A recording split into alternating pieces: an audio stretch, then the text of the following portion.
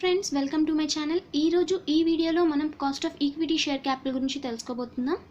జనరల్గా ఏంటి అంటే ఈక్విటీ షేర్ క్యాపిటల్కి మనం ఎటువంటి కాస్ట్ ఉండదని అజ్యూమ్ చేసుకుంటాం. ఎందుకు? మనం ఫస్ట్లో ఇన్వెస్ట్ చేసిన తర్వాత దానికి రీపేమెంట్ అన్నది కంపెనీ వైండింగ్ అప్లోనే పే చేస్తాము. And at the same time dividends కూడా రెగ్యులర్గా పే చేయాలని ఎటువంటి రూల్ లేదు. ఈ రెండు ఫ్యాక్టర్స్ని బేస్ చేసుకుని మనం ఏమనుకుంటాం, ఈక్విటీ షేర్ క్యాపిటల్కి కాస్ట్ ఆఫ్ క్యాపిటల్ అన్నది ఉండదు, లేకపోతే చాలా తక్కువ ఉంటుంది అని. బట్ ఈ అజంప్షన్ అనేది చాలా రాంగ్ అండి. బికాస్ మిగతా అన్ని సోర్సెస్తో పోల్చుకుంటే ఈక్విటీ షేర్స్కి ఎక్కువ రిస్క్ ఉంటుంది. ఎవరైతే ఇందులో ఇన్వెస్ట్ చేయాలనుకుంటున్నారో వాళ్ళు రిస్క్ ఎక్కువ తీసుకుంటారు. రిస్క్ ఎక్కువ ఎందుకు ఎక్స్పెక్ట్ చేస్తారండి? రిటర్న్ కూడా అంతే ఎక్కువగా ఎక్స్పెక్ట్ చేస్తారు. సో దానికి తగ్గట్టుగా మనం రిటర్న్ ఇవ్వడం కోసం చాలా కాస్ట్ వస్తుంది. That is the cost of capital. Here, the market share price is a function of return that equity shareholders expect and get. మరి మనం వాళ్ళకి డివిడెండ్ రూపంలో అలా పే చేస్తాము. ఓన్లీ డివిడెండ్ రూపంలో పే చేయాల్సిన అవసరం లేదు. ఒక కంపెనీ యొక్క మార్కెట్ షేర్ ప్రైస్ పెరిగినా కూడా వాళ్ళకి అమౌంట్ వచ్చినట్టే. So company market share price కూడా ఒక టైప్ ఆఫ్ రిటర్న్ అవుతుందండి షేర్ హోల్డర్స్కి. వాళ్ళు అదే ఎక్స్పెక్ట్ చేస్తారు. And if the company does not meet the requirements, they will have an adverse effects in the market share price also. ఒకవేళ company వాళ్ళ expectations reach అవ్వలేకపోతే market value కూడా పడిపోయి వాళ్ళకి చాలా ఎఫెక్ట్ వస్తుంది. Also it is relatively the highest cost of capital. Due to relative hire risk, equity share holders expect hire return, hence the cost of capital is also high. In simple words, cost of equity capital is the rate of return which equates the present value of expected dividends with the market share price. ఇంకో విధంగా ఏం చెప్తున్నారండి? Cost of equity capital is rate of return. ఏ rate of return ఇది? Equates the present value of expected dividends with market share price. వాళ్ళు expect చేసే డివిడెండ్స్కి present వాల్యూకి equate చేయగా అది మార్కెట్ షేర్ ప్రైస్కి మధ్యలో ఒక టైప్ ఆఫ్ ఈక్వేషన్ అనమాట. రెండు ఈక్వల్గా ఉండడం, లేకపోతే ఒక టైప్ ఆఫ్ రిలేషన్ ఏర్పాటు చేసే రేట్ ఆఫ్ రిటర్న్ అనమాట. In theory, the management strives to maximize the position of equity holders and efforts involves many decisions. And generalగా కూడా మేనేజ్మెంట్ యొక్క main objective wealth maximisation of the shareholders. So and వాళ్ళు కూడా దానికోసం చాలా decisions అనేవి తీసుకుంటారు. ఇప్పుడు మనం ఈక్విటీ షేర్ క్యాపిటల్ని డిఫరెంట్ బేసిస్ మీదుగా మనం క్యాలిక్యులేట్ చేయొచ్చండి కాస్ట్ ఆఫ్ ఈక్విటీకి. ఫస్ట్ ఇది dividend price approach, earnings price approach, realised yield approach, capital asset pricing model. ఇందులో డివిడెండ్ ప్రైస్ అప్రోచ్ అనేది చాలా important. This is also known as dividend valuation model. This model makes an assumption that the market price of a share is the present value of its future dividend stream. ఇక్కడ already చెప్పేసాం కదా. So ఇక్కడ వాళ్ళ assumption ఏం చేసుకుంటున్నారు? Current market price అన్నది ఫ్యూచర్లో మనం ఇచ్చే డివిడెండ్స్ యొక్క ప్రెజెంట్ వాల్యూ అనే ఒక అజంప్షన్ తీసుకుంటున్నారు. As per this approach, the cost of equity is the rate which equates the future dividends to the current market price. Same, ఆ కాస్ట్ ఆఫ్ అలా ఫ్యూచర్ డివిడెండ్స్ యొక్క ప్రెజెంట్ వాల్యూ ఈ market ప్రైస్కి equate చేయడం కోసం use చేసే ఒక rate of రిటర్న్ని మనం కాస్ట్ ఆఫ్ ఈక్విటీ అంటాము. Here cost of equity capital is computed by dividing the expected dividend by market price per share. ఇక్కడ కాస్ట్ ఆఫ్ ఈక్విటీ క్యాపిటల్ ఎలా కంపేర్ చేస్తున్నామంటే ఎక్స్పెక్టెడ్ డివిడెండ్ని మార్కెట్ ప్రైస్తో డివైడ్ చేస్తే వచ్చే రేట్ని కాస్ట్ ఆఫ్ ఈక్విటీ అని చెప్పి consider చేస్తున్నాము. బట్ ఇక్కడ డివిడెండ్లో రెండు రకాలుగా ఉండొచ్చు. ఎయిదర్ డివిడెండ్ అన్నది కాన్స్టెంట్ అదే అమౌంట్లో ఇవ్వచ్చు, లేకపోతే ఒక కాన్స్టెంట్ గ్రోత్తో ఇవ్వచ్చు. ఈ రెండు బేసిస్ మీద మనకు మళ్ళీ ఎక్స్ప్లెనేషన్స్ ఇచ్చారు. Dividend price approach with constant dividend అనేది కాన్స్టెంట్గా ఉంటుంది. In this approach dividend is constant which means there is no growth or zero growth in dividend. The cost of equity can be calculated as follows. ఇందులో ఏంటి situation అంటే, ఇప్పుడు నాకు first year ఉంది, 5% on shares ఇచ్చారండి. Same second year కూడా అంతే ఇస్తున్నారు. ప్రతి ఇయర్ ఒక పర్సంటేజ్ మీద సేమ్ ఒక పర్సంటేజ్ ఇవ్వడం, లేకపోతే ఒక కాన్స్టెంట్ ఫిగర్గా ఇవ్వడం, అలా ఇచ్చేది కాన్స్టెంట్ డివిడెండ్. అంటే ఇక్కడ ఎటువంటి గ్రోత్ ఉండదు అనమాట. ఇక్కడ గ్రోత్ ఏమి ఉండదు కాబట్టి ఎక్స్పెక్టెడ్ డివిడెండ్ అన్నా కూడా కరెంట్ ఇయర్ డివిడెండ్ అన్నా ఒకటే అవుతుంది. Because the dividend is declared as a common figure. So dividend by market price ఇక్కడ ఆల్రెడీ చెప్పేసినట్లుగా అలా వస్తుంది. This model assumes that dividends are paid at a constant rate to perpetuity. It ignores taxation. అంటే పర్పెచ్యుటీ అంటే end of life వరకు, మొత్తం ending వరకు same constant రేట్లో pay చేస్తుంది అనే అజంప్షన్ తీసుకుంటుంది. అండ్ ఇక్కడ టాక్సేషన్ని కూడా మనం ఇగ్నోర్ చేస్తున్నాం ఈ కాన్సెప్ట్లో. ఒకవేళ బట్ డివిడెండ్ అనేది ఎప్పుడు కాన్స్టెంట్గా ఉండదు. It may have some growth as per this approach. అలా ఉండొచ్చు అని ఒక అజ్యూమ్ చేసుకొని ఇంకొక అప్రోచ్ ఇచ్చారండి. The rate of dividend growth remains constant where earnings, dividend and equity share price all grow at the same rate. ఇక్కడ మళ్ళీ ఇంకా ఎజంప్షన్ ఏం తీసుకున్నారు, డివిడెండ్ గ్రో అవుతుంది కాకపోతే ఆ గ్రో అయ్యే రేట్ కాన్స్టెంట్గా ఉంటుంది అని చెప్తున్నారు. అంటే ఇప్పుడు నేను ఫస్ట్ ఇయర్ ఉన్న ఒక 10 రూపీస్ ఇచ్చారు, సెకండ్ ఇయర్కి వచ్చేసరికి 11, ఆ తర్వాత 12.1, అలా ఒక 10% గ్రోత్ రేట్, ఇలా ఒక కామన్ గ్రోత్ రేట్తో వెళ్తుంది. బట్ ఎర్నింగ్స్ ఇంక్రీజ్ అవ్వచ్చు, ఇక్కడ డివిడెండ్ ఇంక్రీజ్ అవుతుంది, కంపెనీ యొక్క ఎర్నింగ్స్ ఇంక్రీజ్ అవుతుంది, దీని బేస్ మీద ఉండేటువంటి షేర్ ప్రైస్ కూడా ఇంక్రీజ్ అవుతుంది. బట్ అవన్నీ కూడా ఒకే రేట్లో ఇంక్రీజ్ అవుతుందని అజ్యూమ్ చేసుకుంటున్నారు. Cost of equity is equal to D1/PO plus G. ఇక్కడ D1 ఎందుకు ఇచ్చారు అంటే మనం ఆల్రెడీ చెప్పుకున్నాం, cost of equity is the rate which gives the future dividends, expected future dividends to present value. So future డివిడెండ్స్ని మనం current market ప్రైస్తో divide చేస్తాము. డివిడెండ్ D1 అని ఇచ్చాము అందుకే, బికాస్ ఇప్పుడు మనం 0 ఇయర్లో ఉన్నాం అనుకుందాం, ప్రెజెంట్ ఇయర్ని 0 అనుకుంటే ఈ ఇయర్లో మనం ఏమేమి క్యాలిక్యులేట్ చేస్తామంటే నెక్స్ట్ ఇయర్లో ఎంత డివిడెండ్ పే చేస్తామో దాని మీద బై కరెంట్ మార్కెట్ ప్రైస్ మీద డివైడ్ చేసి గ్రోత్ అమౌంట్ యాడ్ చేస్తే మనకి కాస్ట్ ఆఫ్ ఈక్విటీ వస్తుంది. హియర్ D1 ఎలా క్యాలిక్యులేట్ చేస్తాం, అందుకని DO ఇంటూ 1 + G. ఈ G అన్నది కామన్గా ఎంతైతే గ్రో అవుతుందో ఇలా 10% ఆర్ 20% ఒక రేట్ అనమాట. PO is equal to current market price, G is the constant growth rate of dividend. ఒకవేళ in case of newly issued equity shares where flotation cost is incur, the cost of equity share with an estimation of constant dividend growth is calculated as below. ఒకవేళ కొత్తగా issue చేసిన equity shares అయితే మనం ఫస్ట్లో కొంచెం flotation cost అన్నది bear చేసుకోవాలండి. Flotation cost అంటే ఆ షేర్స్ ఇష్యూ చేయడం కోసం కంపెనీకి అయినటువంటి ఖర్చు అనమాట. ఆ ఖర్చుని ఇక్కడ మనం డివైడ్ చేసేయచ్చు అంటే మార్కెట్ ప్రైస్లో నుంచి ఆ ఫ్లోటేషన్ కాస్ట్ని తీసేస్తాము. ఇప్పుడు ఎగ్జాంపుల్స్ చూడండి. ఈ company has pay dividend of 1 rupees per share. ఎంత పే చేసింది, ఫేస్ వాల్యూ 10 రూపీస్, దాని మీద 1 రూపీ డివిడెండ్ పే చేసింది. And it is expected to grow 10% next year. Calculate the cost of equity if the market price of the share is 55 rupees. ఇక్కడ growth ఇచ్చేసారు. First ఇందులో మనకి ఏమేమి ఇచ్చారో చూసుకుందాం. కరెంట్ ఇయర్ డివిడెండ్ అంటే DO ఇచ్చారు 1 రూపీ అని, గ్రోత్ ఇచ్చారు 10%, అండ్ దెన్ మార్కెట్ ప్రైస్ 55. వీటితో మనం క్యాలిక్యులేట్ చేసేయచ్చు. Formula D1/PO plus G. 1 × 1 + 0.1/55 easy. 0.1 అనేది గ్రోత్ రేట్ అండి. 10%ని పర్సెంట్ నుంచి నార్మల్ రూపంలో తీసుకొస్తున్నాము. అంటే 10% అంటే 10/100, దట్ ఈస్ 0.1. సో 0.1 × 100 12%. పర్సెంటేజ్ రూపంలో చేయడం కోసం × 100 మల్టిప్లై చేసుకున్నాను. ఓకే కదా ఈ ఫార్ములా. ఇది చాలా ఇంపార్టెంట్ బికాస్ చాలా వరకు ఈ కాస్ట్ ఆఫ్ ఈక్విటీ కనుక్కోవడం కోసం ఈ ఫార్ములానే యూజ్ చేస్తారు. అండ్ ఇందులో మీరు ఐడెంటిఫై చేయాల్సింది ఏంటి అంటే ఇక్కడ మనకి ఇచ్చేటువంటి డివిడెండ్ DOనా లేకపోతే D1నా, ఈ పాయింట్ని మనం ఖచ్చితంగా ఐడెంటిఫై చేయాలి. ఇక్కడ కొంచెం కన్ఫ్యూజ్ అవుతారు, క్లియర్గానే ఉంటుంది, జాగ్రత్తగా చెక్ చేయండి. లాస్ట్ ఇయర్ డివిడెండా కరెంట్ ఇయర్ డివిడెండా ఏంటి అని.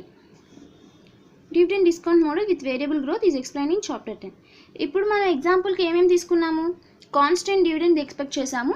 At the same time constant dividend కాన్స్టెంట్గా ఉండదు, కాకపోతే గ్రోత్ అనేది కాన్స్టెంట్గా ఉంటుంది అనుకున్నాం. బట్ ఇది కూడా కొంచెం ప్రాక్టికల్గా ఇంపాసిబుల్ కాబట్టి గ్రోత్ కూడా డిఫరెంట్ గ్రోత్స్ ఉంటే ఎలా, దానికోసం మనకి చాప్టర్ 10లో ఇచ్చారండి examples dividend discount model. So next అప్రోచ్కి వెళ్ళిపోదాం, అది అక్కడ నేర్చుకుందాం. Earnings or price approach. The advocates of this approach correlate the earnings of the company with the market price of its shares.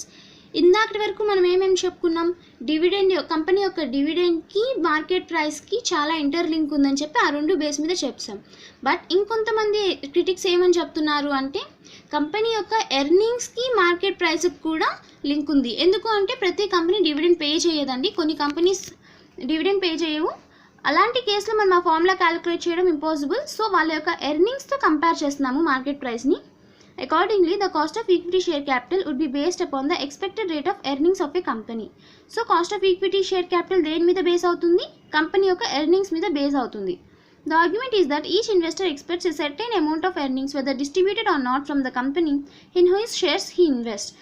దీని అజంప్షన్ ఏంటి అంటే కంపెనీలో ఇన్వెస్ట్ చేసే ప్రతి ఒక్క షేర్ హోల్డర్ ఎంతో కొంత రిటర్న్ ఎక్స్పెక్ట్ చేస్తారు. అది కూడా ఎర్నింగ్స్ రూపంలో ఇంత ఎర్న్ చేయాలి కంపెనీ అని చెప్పి అజ్యూమ్ చేసుకుంటాడు. ఆ ఎగ్జంప్షన్ అతను ఇంత ఎర్నింగ్స్ తీసుకోవాలి అని అజ్యూమ్ చేసుకున్నప్పుడు అది రీచ్ అయితే తను ఇన్వెస్ట్ చేస్తాడు. అంటే కంపెనీ ఎర్నింగ్స్ ఈ రేంజ్లో ఉంటే నేను దీంట్లో ఇన్వెస్ట్ చేస్తాను అలాంటి డెసిషన్స్ తీసుకుంటాడు ఇన్వెస్టర్. ఎర్నింగ్స్ బేస్ మీద కూడా డెసిషన్ అనేది తీసుకోవచ్చు అని చెప్తున్నారు. Thus, if an investor expects that the company in which he is going to subscribe for shares should have at least 20% rate of earning, the cost of equity share capital can be considered on this basis. ఎగ్జాంపుల్కి మనం మార్కెట్లో ఎలా అనుకుంటున్నారంటే investors assumption తీసుకున్నారు, నాకు కంపెనీలో growth rate at least ఒక 20% అన్నా ఉంటే నేను అందులో ఇన్వెస్ట్ చేస్తాను అని. దీన్ని బేస్గా చేసుకొని మనం కనుక ఎర్నింగ్స్ ఇంక్రీజ్ చేసుకోగలిగితే అటువంటి ఇన్వెస్టర్స్ అంత రేట్ ఎక్స్పెక్ట్ చేసి ప్రతి ఒక్క ఇన్వెస్టర్ని మనం అట్రాక్ట్ చేయొచ్చు. సో దాని బేస్ మీద మనకి ఇప్పుడు ఎగ్జాంపుల్ ఒక కంపెనీ 30% ఎర్న్ చేయొచ్చు అనుకోండి, అందులో అతను 20% వస్తే చాలు అనుకున్నాడు, బట్ 30% ఎర్న్ చేస్తుంది. So he will be ready to invest in that company. So company యొక్క మార్కెట్ ప్రైస్ అనేది ఈ ఎర్నింగ్స్ మీద కూడా డిపెండ్ అవుతుంది అన్నదే ఈ కాన్సెప్ట్ అండి. Same earnings or price approach with constant earnings కాన్స్టెంట్గా ఉన్న కేసులో అయితే ఎర్నింగ్స్కి market price relation, so earnings by market price. కానీ ప్రాక్టికల్గా ఎర్నింగ్స్ అనేది ఎప్పుడు కాన్స్టెంట్గా ఉండదు. So there will be some growth, ఆ గ్రోత్ కాన్స్టెంట్ అవ్వచ్చు, ఎంతైనా అయ్యి ఉండొచ్చు. సో ఇక్కడ E/P + G, ఈ అంటే ఇక్కడ current earnings per share, current ఎర్నింగ్కి యాన్యువల్ నెక్స్ట్ ఇయర్ ఇంత గ్రోత్ ఉంటుంది అని ఎక్స్పెక్ట్ చేసిన అమౌంట్ని యాడ్ చేస్తామన్నమాట. The earnings price approach is similar to dividend price approach, only it seeks to nullify the effect of changes in the dividend policy. Estimation of growth rate, ఇందులో మనం G అనే ఇంత growth rate expect చేసి add చేస్తున్నాం కదండి, అది ఎలా expect చేయొచ్చు, ఎలా యాడ్ చేయొచ్చు అని చెప్పి ఇచ్చారు. The calculation of G is an important factor in calculating equity share capital. Generally, two methods are used to determine the growth rate, which are discussed below. ఈ G అన్నది గ్రోత్ రేట్ని కనుక్కోవడం కోసం మనకి 2 మెథడ్స్ ఉన్నాయంటండి. ఫస్ట్ మెథడ్ చూద్దాం. It is calculated as below. Current dividend base చేసుకొని ఇక్కడ గ్రోత్ని మనం calculate చేస్తున్నాము. DO is equal to DN into 1 plus G whole power n. ఇక్కడ ఇందాకటి ఎగ్జాంపులే చూడండి, ఎగ్జాంపుల్ D1 అనుకుంటే here DO into 1 plus G ఇందాక మనం క్యాలిక్యులేట్ చేసినట్లు. సో కరెంట్ డివిడెండ్ కోసం DN into 1 plus G whole power n అనమాట ఫార్ములా ఇక్కడ ఇచ్చేసారు. దాంట్లో నుంచి మనం డెరైవ్ చేసుకుంటే ఈ ఫార్ములా వస్తుంది చూడండి. DO is equal to DN into 1 plus G whole power n కదా. DO is equal to DN into 1 plus G whole power n. ఇదిలో DO by DN is equal to 1 plus G whole power n. ఇప్పుడు n ఇది తీసుకొస్తే nth root of DO by DN is equal to 1 plus G. So then G is equal to nth root of DO by DN minus 1. ఈ formula మనకి ఇలా వచ్చిందనమాట derivation. Okay కదా. Dividend in n years ago, ఇది past రేట్కి consider చేస్తుంది. Same ఇలాగనమాట. ఇది క్యాలిక్యులేషన్ మనకి nth రూట్ ఇవన్నీ చేయడం అంటే కొంచెం టఫ్ కాబట్టి ఒక ట్రికీ ఫార్ములా ఇచ్చారండి. Growth rate can also be found as follows. Divide DO by DN, find out the result, then refer the FVIF table, find out the result found at step 1 in corresponding years row, see the interest rate per corresponding column, this is the growth rate. దీని గురించి మీరు ఎక్కువ confuse అవ్వాల్సిన అవసరం లేదు, ఖచ్చితంగా ఎగ్జామ్లో ఇది ఇవ్వరు, డైరెక్ట్గా గ్రోత్ రేట్ ఇచ్చేస్తారు. జస్ట్ మాకు ఎగ్జాంపుల్ ఉంది కాబట్టి మీకు చెప్తున్నాను అంతే. ద కరెంట్ డివిడెండ్ ఇంత అని చెప్పాడు. 5 years ago డివిడెండ్ 10 rupees అంట. The growth rate in the dividend can found out as follows. DO by DN అంటే ఈ 16.1 డివైడెడ్ బై 10 చేస్తున్నాము, 1.61. ఇక్కడ మనకి ఏమని చెప్తున్నాడు అంటే ఈ 1.61 రిజల్ట్ ఎక్కడైతే వచ్చిందో మనకి వెనక టేబుల్స్ ఉన్నాయి కదా, ఆ టేబుల్స్లో చెక్ చేయండి ఎక్కడైతే వస్తుంది 5th ఇయర్లో ఏ పర్సంటేజ్ దగ్గర వస్తుందో ఒకసారి చూడమంటున్నాడు. ఒకసారి చూద్దాం. మనకు వచ్చిన ఫిగర్ ఎంత అండి, 1.61. అది కూడా 5th ఇయర్లో వచ్చింది. FVIF టేబుల్లో చెక్ చేయమన్నారు. So this is FVIF table. ఇందులో 5th ఇయర్ దగ్గర 1.61 అన్నది ఇక్కడ వచ్చింది చూడండి, ఇక్కడ 10% దగ్గర 5th ఇయర్లో 5th ఇయర్ అట్ ద 10%లో 1.61 వచ్చింది. సో గ్రోత్ రేట్ ఎంత, 10%. ఓకే, ఈ బేస్ మీద కూడా మీరు క్యాలిక్యులేట్ చేసుకోవచ్చు అని చెప్తున్నారు గ్రోత్ రేట్ని. అండ్ గోర్డాన్స్ గ్రోత్ మోడల్, ఇది ఇంపార్టెంట్ మోడల్ బట్ ఇక్కడ ఏం డిస్కస్ చేయమండి, 10th చాప్టర్లో దీని మీద డిస్కషన్ ఉంటుంది అండ్ దీన్ని కూడా అక్కడ చూద్దాం. నెక్స్ట్ అప్రోచ్, ఇప్పటివరకు మనం దేని మీద చూసాము, డివిడెండ్ బేస్ మీద మార్కెట్ ప్రైస్ డిసైడ్ అవుతుందని, ఎర్నింగ్స్ బేస్ మీద మార్కెట్ ప్రైస్ డిసైడ్ అవుతుందని చూసాము. ఇప్పుడు రియలైజ్డ్ yield అప్రోచ్, ఈ అప్రోచ్ ఏం చెప్తుందో చూద్దాం. According to this approach, the average rate of return realized in the past few years is historically regarded as expected return in the future. వీళ్ళు ఏమని చెప్తున్నారంటే పాస్ట్ బేస్ మీద చెప్తున్నారండి. పాస్ట్లో మనం ఏవైతే ఎర్నింగ్స్ ఉన్నాయో వాటిని యావరేజ్ చేస్తే వచ్చేది expected rate of return in the ఫ్యూచర్లో వాళ్ళు ఎక్స్పెక్ట్ చేసే రిటర్న్ పాస్ట్ ఇయర్స్ యొక్క యావరేజ్ అని చెప్తున్నాడు. It computes cost of equity based on the past records of dividends actually realised by the equity share holders. Assumptions base మీద కాదు, already రియల్గా ఎంతైతే మనం ఇచ్చామో, డివిడెండ్ ఎంతైతే పే చేసామో ఆ బేస్ మీద మనం కాస్ట్ ఆఫ్ ఈక్విటీ క్యాలిక్యులేట్ చేయాలి అని ఈ అప్రోచ్ చెప్తుంది. So this approach provides a single mechanism of calculating cost of equity. It has unrealistic assumptions like risk faced by the company remains same, the shareholders continue to expect the same rate of return, and the reinvestment opportunity cost of the shareholders is same as the realized yield. If the earnings not remain stable, this method is not practical. But ఈ method చాలా exemptions తీసుకుంటుంది. Example, company స్టార్టింగ్లో ఉన్నప్పటికీ ఇప్పటికీ same అదే risk maintain చేస్తుంది. Share holders కూడా rate of return అంతే ఎక్స్పెక్ట్ చేస్తారు. రేట్ ఆఫ్ రిటర్న్లో కూడా గ్రోత్ ఏం లేదు అని ఎగ్జామ్ చేసుకుంటుంది. But it is practically impossible. So దీని మీద జస్ట్ ఒక సింగిల్ ఇల్లుస్ట్రేషన్ ఇచ్చారు, అంత ఇంపార్టెంట్ కూడా ఏం కాదు. జస్ట్ చూడండి ఒకసారి. Mr. Mehra had purchased a share of Alpha Limited for 1000. He received dividend for a period of 5 years at the rate of 10%. At the end of the 5th year, he sold the shares of Alpha Limited for 1128. You are required to compute the cost of equity as per the realized yield approach. ఈ అప్రోచ్లో మనం calculation ఎలా చేస్తాము అంటే discounting ద్వారా. Discounting అంటే present value ఫ్యాక్టర్ని మనం ఇక్కడ use చేస్తామండి. బట్ ఏ రేట్కి అయితే మనం డిస్కౌంట్ చేస్తామో దాన్ని మనం కాస్ట్ ఆఫ్ ఈక్విటీ కింద కన్సిడర్ చేసుకుంటున్నాము. ఇక్కడ వీడు ఎగ్జంప్షన్ డైరెక్ట్ 12% తీసుకున్నారు. మనకి ఫస్ట్ ఇయర్ నుంచి ఎండింగ్ వరకు మొత్తం 5 years యూస్ చేసాము. 5 years మనకి ఎంత డివిడెండ్ వచ్చింది, 10% వచ్చింది 1000 రూపీస్ మీద. సో 1000 మీద 10% 100 రూపీస్, 5 years డివిడెండ్ వచ్చింది. మనకి ఇయర్ ఎండింగ్ ఇది కూడా ఇయర్ బిగినింగ్లోనే అమ్మేసినట్టుగా నేను అజ్యూమ్ చేసుకుంటున్నాను.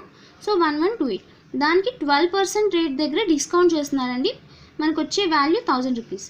సో ఇక్కడ ఏంటి, ఇవన్నీ ఎందుకు చెప్తున్నారంటే పాస్ట్ ఇయర్ డివిడెండ్స్ మనం ఎక్స్పెక్టేషన్ ఏంటి, పాస్ట్ ఇయర్ ఎర్నింగ్స్ బేస్ చేసుకొని కరెంట్ ఇయర్ది కరెంట్ కాస్ట్ ఆఫ్ ఈక్విటీ మనం క్యాలిక్యులేట్ చేయాలి అని. సో మనకు వచ్చిన ఈ 1000 రూపీస్కి ఈక్వేట్ అయ్యే విధంగా ఏదైతే రేట్ ఉంటుందో దాన్ని మనం కాస్ట్ ఆఫ్ ఈక్విటీగా అనుకుంటాము అని చెప్పి తీసుకుంటున్నారు. బట్ ఇక్కడ 12% డైరెక్ట్గా ఇచ్చేసారు. బట్ ఇది మనం ట్రయల్ అండ్ ఎర్రర్ మెథడ్లో ఒక్కొక్క పర్సంటేజ్ చూసుకొని రావాలి.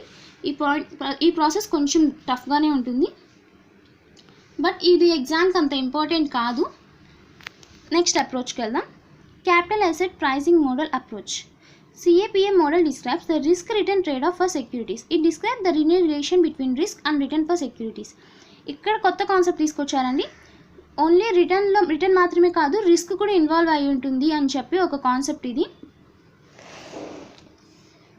And the risk to which a security is exposed, ఒక ఈక్విటీ షేర్స్ అన్నవి కానీ ఒక సెక్యూరిటీ అన్నది ఏ రిస్క్కి ఎక్స్పోజ్ అవుతుందని చెప్తున్నారండి. అన్సిస్టమాటిక్ రిస్క్ అవ్వచ్చు, సిస్టమాటిక్ రిస్క్ అవ్వచ్చు.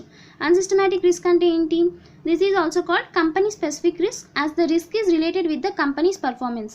This type of risk can be reduced or eliminated by diversification of securities portfolio. This is also known as diversifiable risk.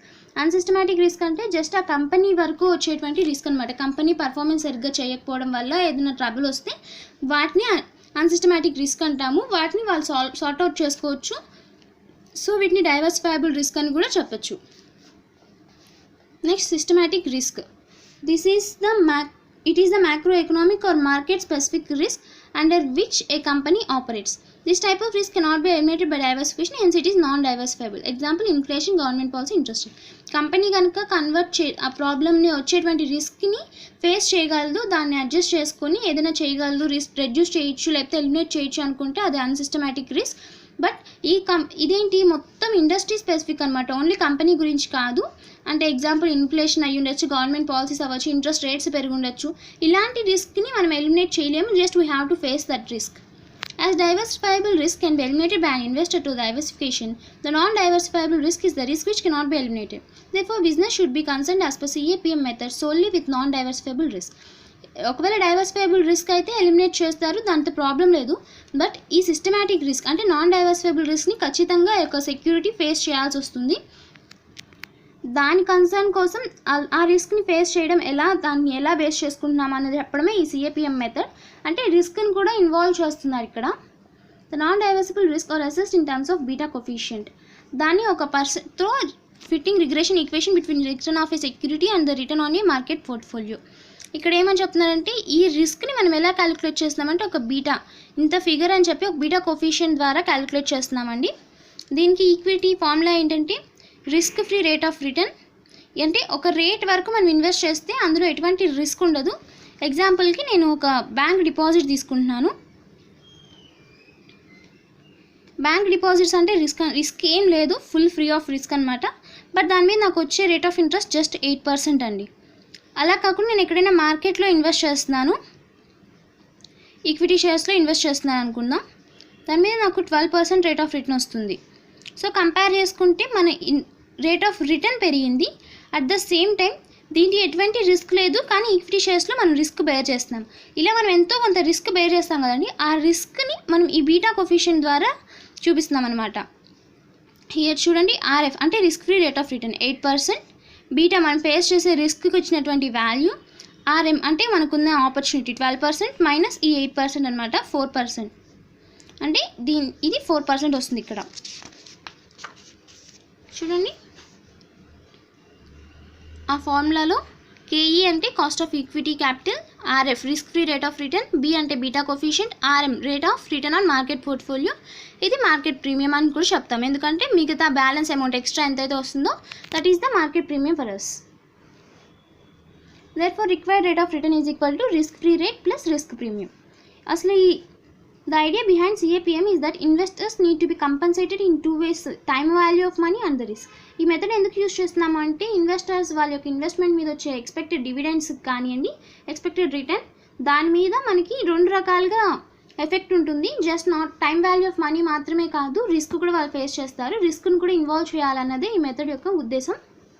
The time value of money is represented by the risk-free rate in the formula and compensates the investor by placing money in any investment over a period of time. Time value of money ని ఎలా చూపిస్తున్నారంటే risk free rate ద్వారా చూపిస్తున్నారు. And the other half of the formula represent the risk. అంటే ఈ market premium beta కోఫిషియంట్తో multiply చేస్తున్నాం చూస్తారా, అది రిస్క్ని represent చేస్తుంది. And calculates the amount of compensation the investor needs for taking an additional risk. అసలు ఎటువంటి రిస్క్ కాకుండా ఎంత అయితే అడిషనల్ రిస్క్ తను తీసుకుంటున్నాడో ఆ రిస్క్ మీద తనకి ఎంత ఎక్స్ట్రా అమౌంట్ వస్తుంది, తను ఎంత అడిషనల్ రిస్క్ తీసుకుంటున్నాడో దాని మీద ఎంత అడిషనల్ అమౌంట్ వస్తుందని చెప్పడం ఆ ఫార్ములా ఉద్దేశం. This is calculated by taking a risk measure which compares the returns of the asset to the market value over a period of time and compares it to the market premium. ఇది ఎలా చేస్తాము అంటే ఒక risk measure ఇంత అయ్యి ఉండొచ్చు risk అని చెప్పి ఒక మెజర్ తీసుకున్నాం, that is the beta coefficient.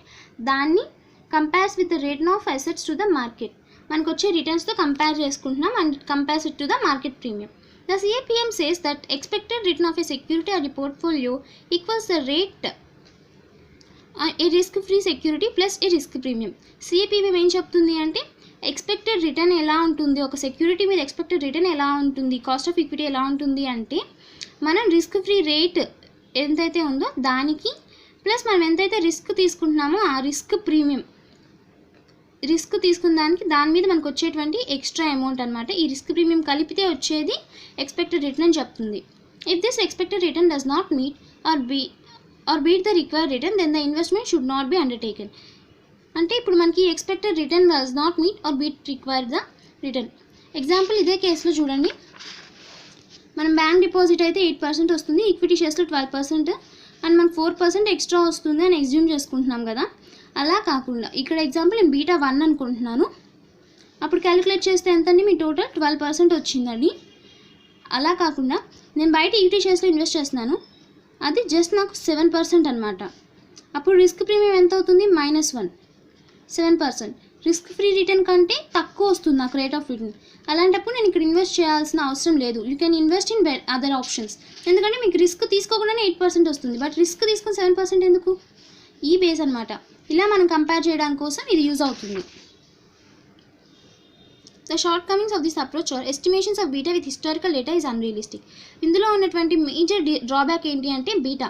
ఈ బీటా ఫ్యాక్టర్ని మనం ఇంతని కరెక్ట్గా క్యాలిక్యులేట్ చేయలేమన్నమాట. Market imperfections may lead investor to unsystematic risk. అంటే అన్సిస్టమాటిక్ రిస్క్ని మనం ఇలా అని చెప్పి ఒక ఫిక్స్డ్ బేస్ మీద క్యాలిక్యులేట్ చేయడం కుదరదు. సో మేజర్ ఇది దేని మీద అయితే బేస్ అవుతుందో అది క్యాలిక్యులేట్ చేయడమే చాలా కష్టం అండి. Despite these shortcomings, the CAPM is useful in calculating cost of equity even when the firm is suffering losses. But ఈ మెథడ్ యొక్క బెస్ట్ అడ్వాంటేజ్ ఏంటి అంటే కంపెనీ లాసెస్లో ఉన్నా కూడా మనం కాస్ట్ ఆఫ్ ఈక్విటీని క్యాలిక్యులేట్ చేయొచ్చు.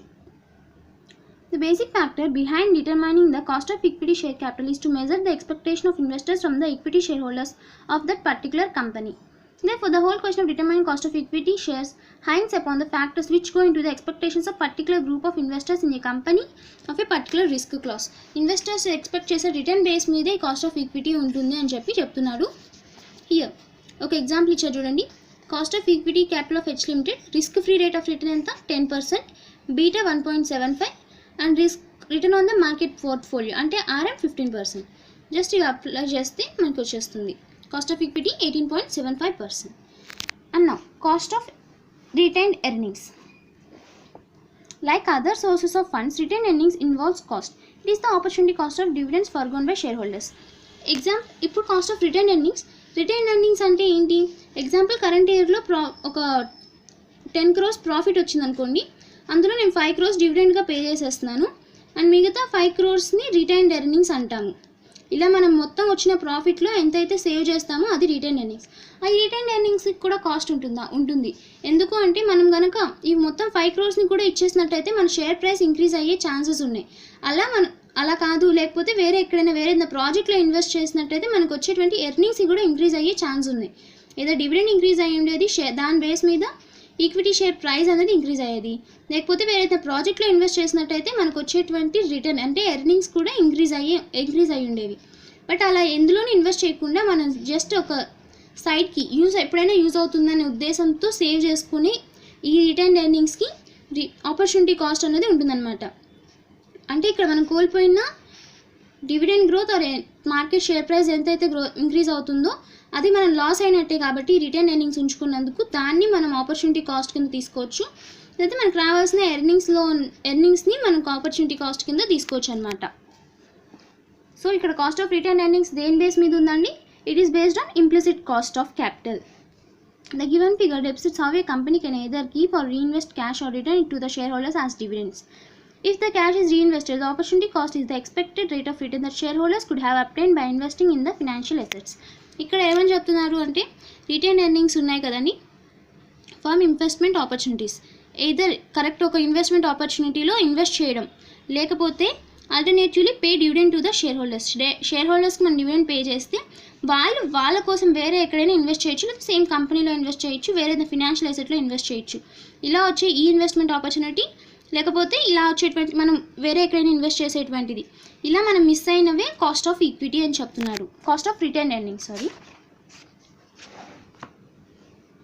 The cost of retained earnings is often used interchangeably with the cost of equity, as cost of retained earnings is nothing but the expected return of the shareholders from the investment in the shares of the company.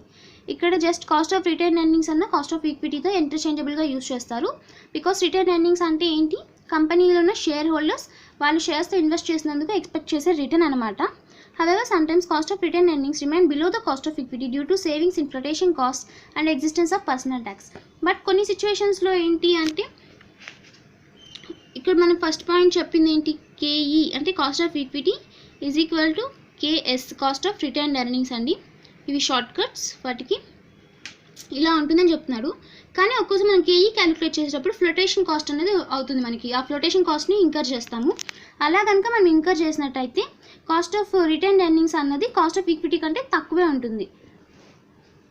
అలా ఒక example ఇచ్చారు.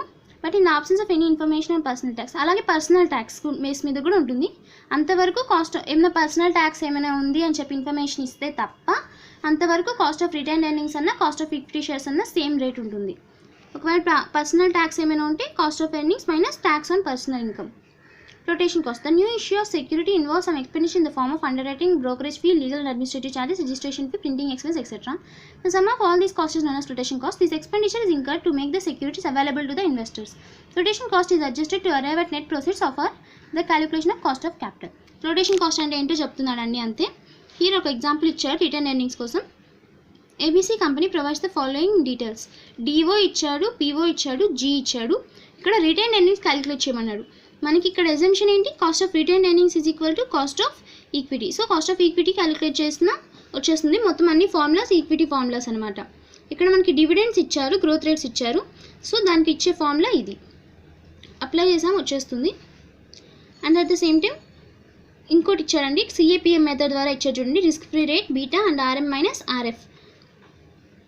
ఇది కూడా మనకి personal tax ఏమి include చేయలేదు కాబట్టి same as the form కేఈకి ఎలా క్యాలిక్యులేట్ చేస్తామో రిటర్న్ ఎర్నింగ్స్ కూడా అలాగే క్యాలిక్యులేట్ చేస్తాము. సో ఇప్పుడు మనం ఏమేమి నేర్చుకున్నాం? కాస్ట్ ఆఫ్ ఈక్విటీ క్యాపిటల్లో డివిడెండ్ ప్రైస్ అప్రోచ్, డివిడెండ్ కాన్స్టెంట్గా ఉంటే ఎలా, లేకపోతే dividend constant growth, dividend growth అన్నది కాన్స్టెంట్గా ఉంటుంది, డివిడెండ్ ఏం కాన్స్టెంట్గా ఉండదు అని అజ్యూమ్ చేసుకుంటే ఎలా, అలాగే ఎర్నింగ్స్ కూడా కాన్స్టెంట్గా ఉంటే ఎలా, అండ్ ఎర్నింగ్స్లో కూడా ఏమైనా గ్రోత్ వస్తే ఎలాగా. రియలైజ్ రీల్ అప్రోచ్, ఇది రెండింటిని ఈక్వేట్ చేసి పర్సంటేజ్ అని చెప్తున్నాం. సిఏపిఎం మెథడ్లో ఏం చెప్పుకున్నాం? రిస్క్ ఉంటుంది, రిస్క్ని కూడా ఇన్వాల్వ్ చేసే method CAPM. Cost of return earnings, ఇది మొత్తం బేస్ ఏంటి? Just cost of equity is equal to cost of return earnings. ఇది ఒకటే అండి cost of return earnings formula. So next వీడియోలో మనం కాస్ట్ ఆఫ్ డెట్ డిబెంచర్స్ గురించి తెలుసుకుందాం. Until then, a sweet sign off by CA student.